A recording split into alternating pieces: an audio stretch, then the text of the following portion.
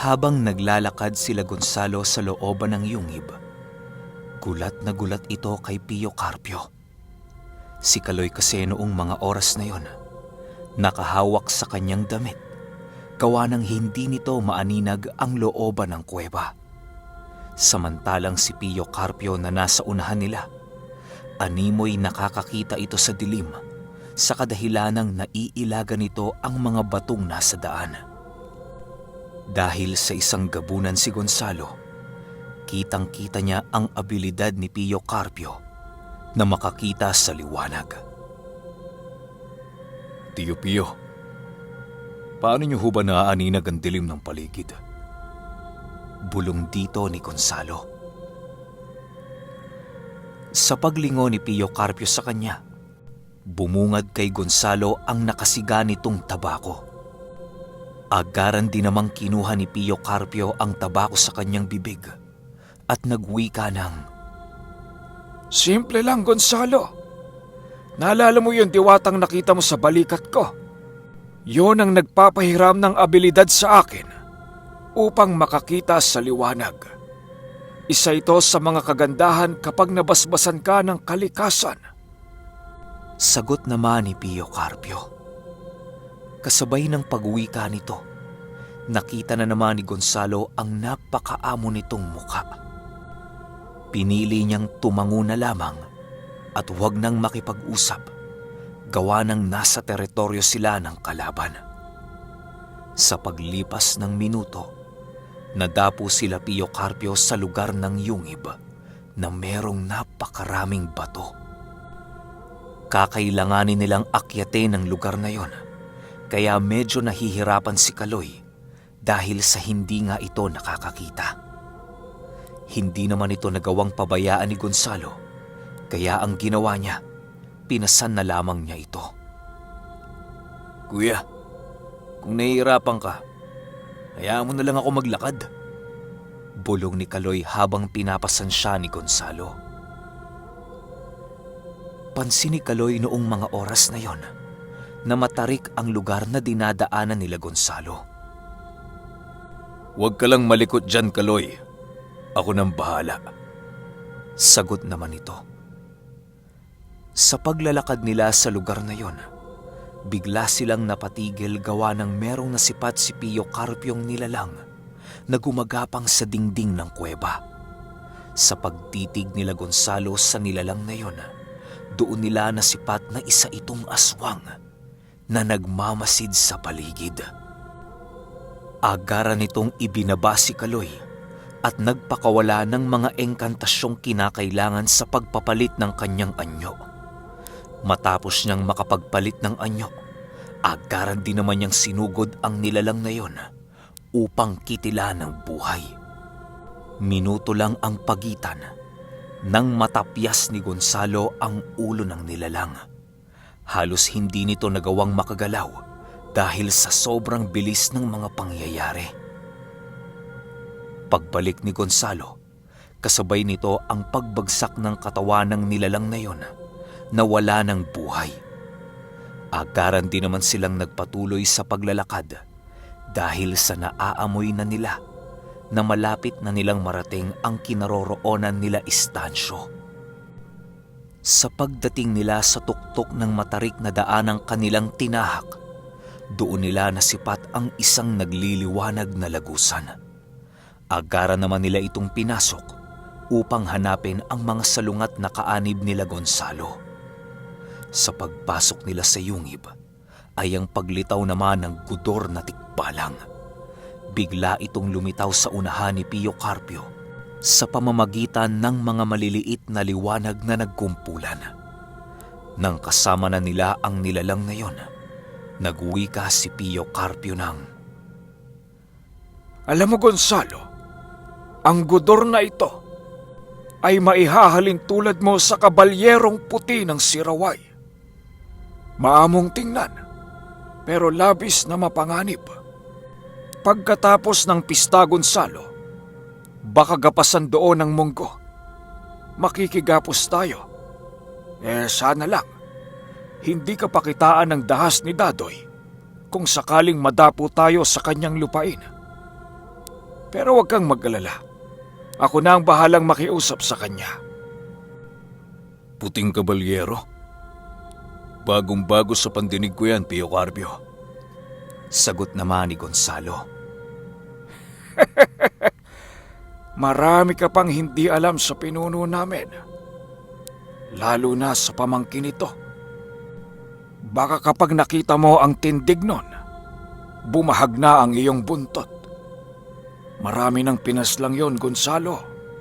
At masasabi kong, mas mataas pa sa uri mo ang nagawa nitong patayin nang walang kahirap-hirap.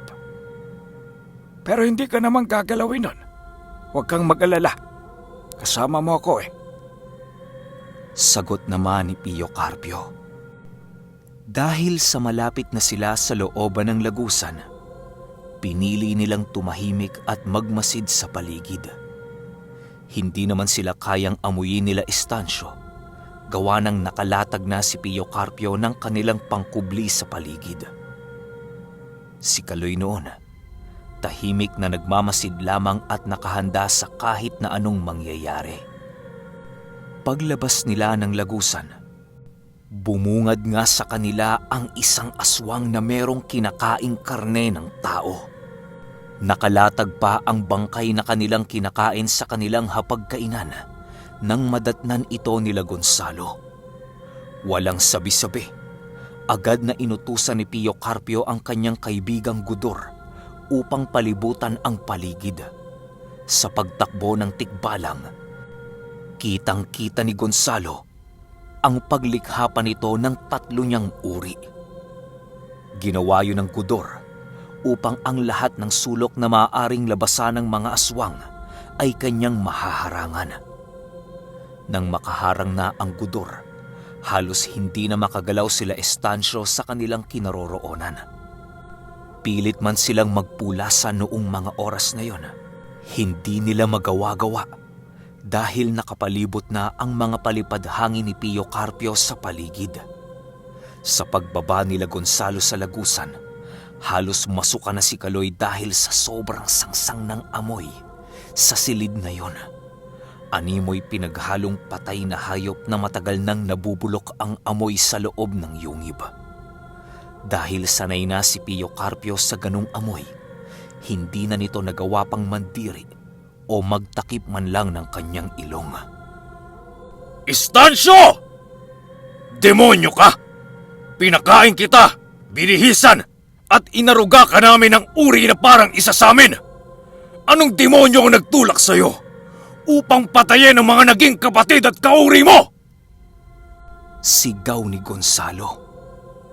Galit na noon si Gonzalo, gawa ng muli na naman niyang nasilayan ang pagmumukha ng traidor ng kanilang baryo. Nais niya man itong agarang kitila ng buhay. Hindi yon maaari dahil sa hindi pa nasasagutan ni Estacio ang rason sa kanyang mga kasalanan. Habang naglalakad si Gonzalo papalapit sa mga ito, sumusunod naman sila Pio Carpio. Sa pag-iba ng kaanyuan noon ni Gonzalo, halos hindi na tinag noon sila Estacio. Ang iba sa mga sigbing kasama nito, tuluyan ang nagpalit ng kaanyuan. Kung hindi nyo kasi na itatanong, ang sigbing inaalagaan noon nila Gonzalo ay pagmamay-ari talaga ng angkan nila Estacio. Hindi ito ordinaryong sigbing, gawa ng kaya din ng mga sigbing yon na magpalit ng kaanyuan. Isa itong taong naging sigbin na isa ding uri ng aswang. Sa pagpapalit ng ibang mga kasama ni Estacio sa kaanyuan ng sigbin, ipinagsawalang bahala na lamang ito ni Gonzalo.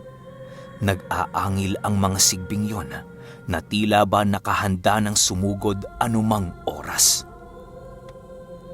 Makinig ka, Estacio! Hindi nyo magagawang gapiin kami ngayong mga oras na ito. Ang maganda mong maaaring gawin, isuko ang iyong sarili at umamin sa iyong mga kasalanang ginawa. Humingi ka ng patawad sa mga pinaslang mong kapatid at humingi ka ng tawad sa may likha. Kapag nagawa mo yan, bibigyan kita ng isang magandang kamatayan. Dagdag pa ni Gonzalo. Ano ko, tanga Gonzalo? Mas maigi nang mamatay ng lumalaban. Hindi mo masasabing wala kaming laban sa inyong tatlo. Baka nakakalimutan mo. Marami ang bilang namin. Sapat ang bilang namin upang pagtulungan kayo. Huwag ka ding kampante sa bertud na hawak mo dahil hindi ka niyan matutulungan. Sagot naman ni Estacio. Nang marinig ito ni Pio Carpio, iniangat nito ang kanyang baston at agaran itong sumugod. Pagtingin ni Estacio na papalapit na si Pio Carpio, agad din naman itong kumaripas ng takbo upang iwasan ang ermetanyong kanilang kinakatakutan. Ang ibang mga kasama noong sigbi nila Estacio ay walang nagawa kung hindi ang saluhin ang pag-atake ng matanda nang walang pag-aalinlangan. Lahat ng nilalang na sumalo ng tungkod ni Pio Carpio bumagsak sa lupa nang wala ng buhay. Animoy, nasunog ang kaluluwa nito dahil sa wala namang pinsalang natamo ang pisikal nitong kaanyuan. Dahil sa mga nakita noon nila Estacio, doon nila unti-unting napagtanto na napakalayo ng kalibre ni Pio Carpio sa kanilang kakayahan. Habang patuloy sa paglusob ang matanda, patuloy naman sa pag-atras ang mga ito. Ang mga gudor noong mga oras na yon, hindi gumagalaw sa kanilang kinaroroonan, gawa ng pilit nitong binabantayan ang lahat ng lagusang maaaring labasan ng pangkat ni Estacio. Sa pag-atras nila Estacio ay ang pagtigil naman ni Pio Carpio sa pagsugod. Hinubad nito ang kanyang sombrerong gawa sa anahaw at muling sinilaban ang kanyang tabako. Sa pagtigil ni Pio Carpio, halos magtakip ng mga mukha sila Estacio dahil sa labis na pagkasilaw. Si Gonzalo naman noong mga oras na yon, hindi na gaanong nakakalapit kay Pio Carpio dahil sa lakas ng presensya nitong ipinapamalas. Doon na din nasipat ni Gonzalo sa unang pagkakataon ang suot-suot na medalyon ng lola niyang si Astring. Halos masunog ang kanyang itim na mata noong mga oras na yon kahit kisap mata niya lamang itong nasipat. Hindi lubos sukat akalain ni Gonzalo na ang agimat na taglay ni Lola Astring ay mas malakas pala ng ilang ulit sa aktwal na kombate. Si Kaloy noong mga oras na yon, wala nang nagawa kung hindi ang magmasid lamang kay Pio Carpio. Nakanganga ang bibig nito na tila ba hindi nababahala sa sitwasyong kanilang kinakaharap. Gonzalo! Ikaw na ang tumapos sa mga sugo ng demonyo. Sa'yo ito gumawa ng mali. Kaya sa'yo din ito magbabayad. Hayaan mo at aalalay lamang kami sa labanang ito. Wika ni Pio Carpio.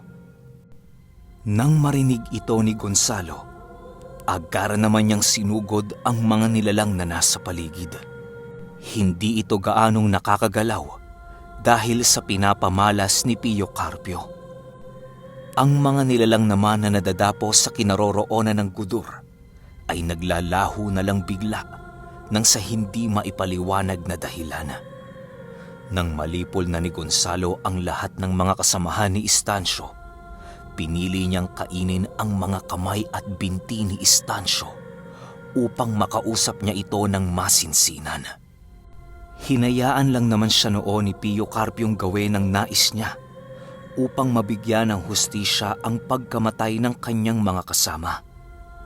Nang matapos na ang labanang yon, agad din namang naglaho na parang bula ang gudur na siyang kaibigan ni Pio Carpio.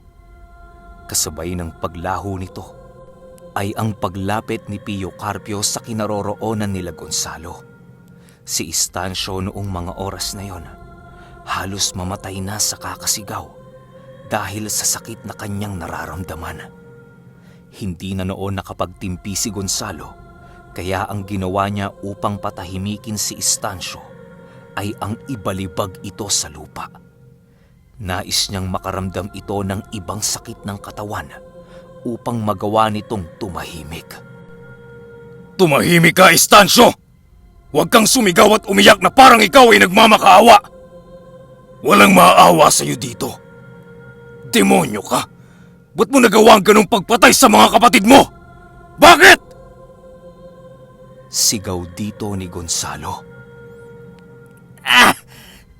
Dahil sa galit ko sa'yo, Gonzalo, hindi ko maatim ang pagpatay mo sa pinuno namin. Sagot naman ni Estancio. Nang marinig ito ni Gonzalo, pilit niyang ipinapaintindi kay Estancio ang dahilan kung bakit niya pinatay ang kanilang gabunan. Hindi naman noon nakikinig si Estancio, kaya ang ginawa noon ni Gonzalo ay inilibing ito ng buhay na ang tanging nakalitaw lamang sa lupa ay ang kanyang ulo.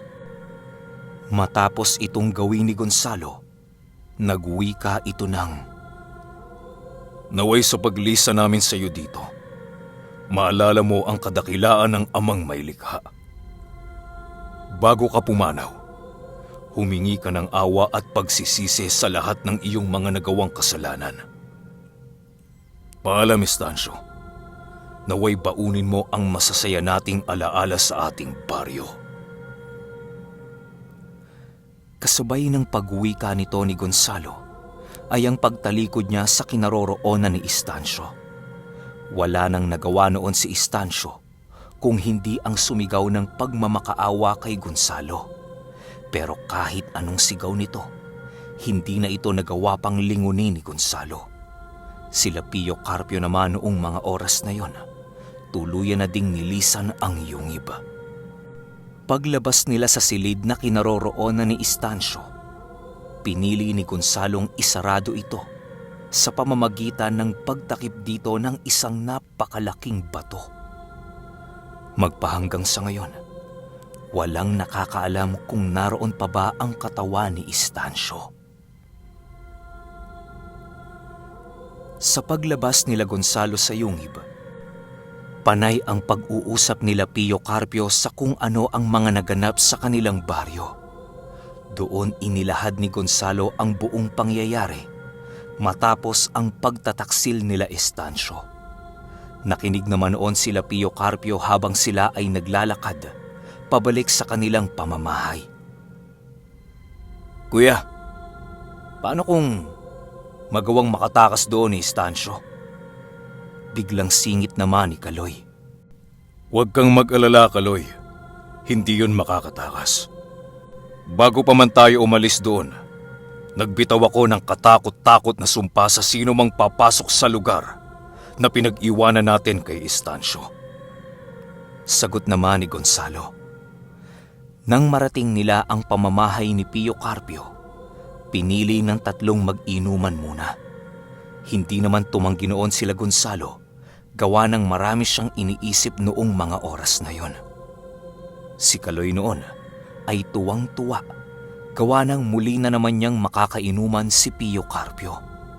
Napakarami kasing gustong malaman noon ni Kaloy kay Pio Carpio pagdating sa mga usal, konsagra, talandro, mutya, upang mas maging magaling pa siyang albularyo. Sa pagkuha ni Pio Carpio ng tuba, ay ang pagsiupuan naman ng magkakapatid sa mesang inihanda nito. Oh, 2 galon lang ang natira dito, ha? Huwag na kayong maghanap mamaya. Wika ni Pio Carpio. Oo, Tio Pio. Wala po yung problema. Basta ba, may sumapi sa ating espiritu ng alak masaya na tayo dun. Hindi ba, kuya? Sagot naman ni Kaloy. Ngumiti lang naman noon si Gonzalo nang marinig nito ang sinabi ng kanyang kapatid. Ang unang tagay ng tuba noon ay kay Gonzalo. Gawa ng siya ang may pinakamaraming ginawa sa misyon nilang tinapos. Sa paglipas ng oras, Nakarinig sila Gonzalo ng isang halinghing ng kabayo sa labas ng bakuran ni Pio Carpio. Ayon kay Pio Carpio, nagawain na yon ng gudor sa tuwing sasapit ang lalim ng gabi. Ipinagsawalang bahala lang naman ito nila Gonzalo, gawa ng alam nilang kaibigan ito ni Pio Carpio. Sa paglipas ng oras ng kanilang pag-iinuman, doon natalakay ni Pio Carpio ang iba pa niyang mga nakaraan noong siya ay nag-aaral pa lamang sa ilalim ng kanyang inang si Astring. Alam mo Gonzalo, noong kabataan namin ng ama mo, palagi kaming dinidisiplina ng iyong lola. Napaka-strikto kasi noon sa lahat ng bagay. Ayaw nung umimik kami kapag kami ay pinapagalitan. Konting galaw lamang noon ang aming mga muka. Tsak na masasampal na kami ng iyong lola. Wika ni Pio Carpio. Dagdag pa ni Pio Carpio na kapag natatapos na noon sila sa pagsasanay, ay kakain lamang sila ng tig-isang piraso ng mais para sa kanilang pananghalian. Hindi sila noon pinapakain ng marami, gawa ng lihis umano yon sa kanilang paniniwala. Ang hindi pa noon makalimutan ni Pio Carpio ayon kay Nognog ay ang ginawa nilang mag-anak noong Biyernes Santo. Sa umaga, sila ang umaakyat sa bundok ng kanyang si Astring upang mangalap ng mga sangkap. Hindi nangangalap ng agimat o mutya ang ina ni Pio Carpio, gawa ng punong-puno na ng kargada ang katawan nito. Ang tanging hinahanap na lamang nila sa bundok ay ang mga halamang gamot na kanilang ginagamit. Ang ginagawa naman noon nila Pio Carpio ay ang pagpasok sa yungib upang sanayin ang kanyang paningin at pandinig. Sa loob ng araw ng Biyernes Santo, naroon sila Pio Carpio kasama ng kanyang ama na nagsasanay. Sa paglipas ng taon ni Pio Carpio bilang isang ermitanyo, marami na siyang nakasagupang mga manggagamot na merong itinatagong lakas na espiritual. Marami na siyang nasubukan at sa pagsusubukan nila ng kanyang mga nakakasalamuha, marami na siyang nagapi. Dahil sa pag-iikot noon ni Pio Carpio sa kanilang lugar, wala pa siyang nakitang karapat-dapat na maging katunggali sa larangan ng espiritual man o pisikal. Hanggang sa nadapo noon si Pio Carpio sa Siraway. At yon ang unang pagkakataon na meron siyang naging katunggali na isang binatilyong napakadalubhasa sa larangan na yon. At siya ay pamangkin ni Cedes na nagngangalang Dadoy. Grabe, ang init sa studio pero yung balahibo ko ayaw bumaba dahil sa sobrang kilabot. Mantakin ninyo. Ermitanyo na siya nung mga panahong yon, tapos si Tatay Dadoy binata pa lang. Tapos nahirapan si Pio Carpio. Ganun yun katindi. Pahintay na lang, meron pa tayong episode 18. Yun lang. Salamat.